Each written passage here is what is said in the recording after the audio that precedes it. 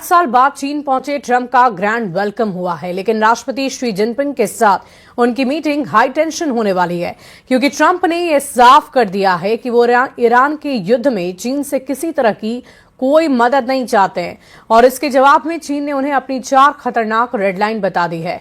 इधर ईरान ने Trump force को हॉर्मुज से खदेड़ भगाने के लिए नया हथियार भेजा है।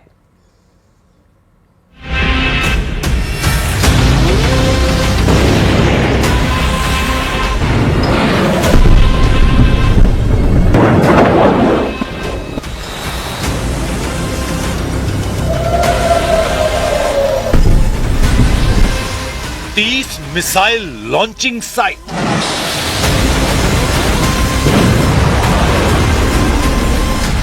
1000 राउंड मिसाइल फायर,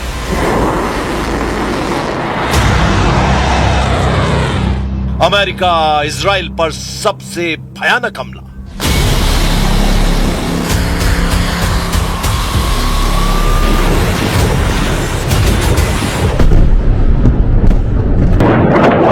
ईरान ने पक्का हिसाब लगा लिया है। खाड़ी में ईरान की मिसाइलों का तूफान आने वाला है, क्योंकि ट्रंप को, इजराइल को, खाड़ी देशों में अमेरिका के हमदर्दों को ईरान संभलने का कोई मौका नहीं देने वाला है। अब की बार जब मुस्तबा की मिसाइलें फटना शुरू होंगी तो फिर रुकेंगी तभी जब ईरान के सभी दुश्मन रहम की दुआ मांगने लगेंगे, क्योंकि मुस्तबा के साथ सुपर पावर एंड कंपनी को दहलाने में ईरान के डियर कॉमरेड ने जबरदस्त दिमाग लगा दिया है। ईरान का ये डियर कॉमरेड कोई और नहीं, वही ड्रैगन है जिसे साधने के लिए ट्रंप 8 साल बाद चीन जाने पर मजबूर हो गए हैं। लेकिन ट्रंप ने यह क्लियर कर दिया है कि वो चीन में ईरान युद्ध पर किसी तरह की चर्चा नहीं चाहते। ट्रंप दावा कर रहे हैं कि ईरान उनके कंट्रोल में है, युद्ध का फैसला हो चुका है, जबकि चीन ने उन्हें 4 रेड लाइन के बारे में बताया। ड्रैगन की रेड लाइन में क्या ईरान युद्ध का रुख मोड़ने वाला फॉर्मूला है? ट्रंप इस पर साइलेंट है, मगर वो ईरान को धमकी देना नहीं भूल रहे हैं। ट्रंप ने जिनपिंग के साथ हो रही मीटिंग से पहले ही ईरान के परमाणु बम पर फाइनल वार्निंग दी है। When you're negotiating with Iran, Mr. President, to what extent are Americans' financial situations motivating you to make a deal? Not even a little bit. The only thing that matters when I'm talking about Iran, they can't have a nuclear weapon. I don't think about Americans' financial situation. I don't think about anybody. I think about one thing. We cannot let Iran have a nuclear weapon. That's all. That's the only thing that motivates.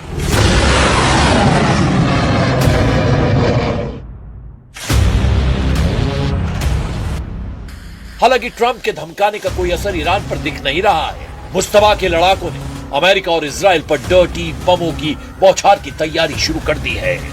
Media reports में दावा किया जा रहा है कि Iran dirty बम में TNT जैसे विस्फोटकों के साथ एनरिच्ड यूरेनियम को मिलाकर विनाशकारी हमलों की कोशिश में जुटा है।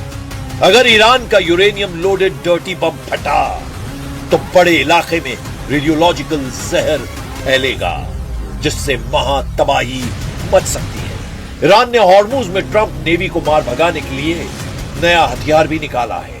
ईरान ने सबसे खतरनाक अंडर वाटर ड्रोन नारवेल को हॉर्मुज में तैनात कर दिया है। नारवेल एक ऑटोनॉमस अंडर वाटर ड्रोन है। रेवोल्यूशनरी लड़ाकों ने दावा किया है कि उनका ड्रोन गुप्त हमला करने वाला हथियार है। 8 से 9 मई 2026 के बीच हुए एक टकराव में नारवेल ड्रोन ने एक अमेरिकी विध्वंसक को निशाना बनाया था। ईरानी ड्रोन ने अमेरिकी जहाज के सोनार सिस्टम को चकमा देकर उसके प्रोपेलर को तबाह कर दिया था। हॉर्मुज अभी अमेरिका ईरान का एपिसेंटर बना हुआ है। ऐसे में ईरान इस फ्रंट पर किसी भी तरह की कमी नहीं रख रहा है। नारवेल ड्रोन इतना खतरनाक क्यों माना जा रहा है, अब जरा इसे भी जान लीजिए। मुस्तबा का नारवेल ड्रोन लिथियम आयरन बैटरी से चलता है, जिससे इसमें इंजन का शोर न के बराबर होता है। इसी वजह से अमेरिकी नेवी के हाईटेक सोनार भी इसे पकड़ नहीं पाते हैं। नॉर्वेल ड्रोन में सिलेक्टिव टारगेटिंग की खासियत है, यानी सिविलियन टैंकर को छोड़कर मिलिट्री वेसल और डिस्ट्रॉयर्स को यह ड्रोन निशाना बनाता है। नॉर्वेल ड्रोन की स्टेल्थ तकनीक और नेविगेशन सिस्टम में रूसी और चीनी इंजीनियरिंग की बेजोड़ जुगलबंदी नजर आती है। नॉर्वेल ड्रोन पानी के अंदर 300 मीटर की गहराई तक गोता लगा सकता है और घंटों तक समुद्र के नीचे घात लगा सकता है। ईरान अपने अंडरग्राउंड ड्रोन दस्ते को एक्टिव कर चुका है। रेवोल्यूशनरी नेवी ने सिग्नल दिए हैं कि हॉर्मुज से ट्रंप की नाकाबंदी तोड़ने का टाइम आ गया है। So we said let's focus on ending the war, and by ending the war it means that let's take care of the issue of the Strait of Hormuz and also discontinuing this so-called blockade that US has imposed on Iran. Iran ने दुश्मनों को डराने का नया दाव चला है। Mustafa force ने नई मिसाइलों, नए लॉन्चिंग सेंटर की फिल्म रिलीज की है। ईरान की मिसाइल सिटी के दृश्य ने अमेरिका के होश उड़ा दिए हैं। मुस्तफा की मिसाइलों की नई झलक इजराइल में हड़कंप ला चुकी है। ईरान ने पहाड़ के नीचे छिपी मिसाइल सिटी की लेटेस्ट फिल्म रिलीज की है।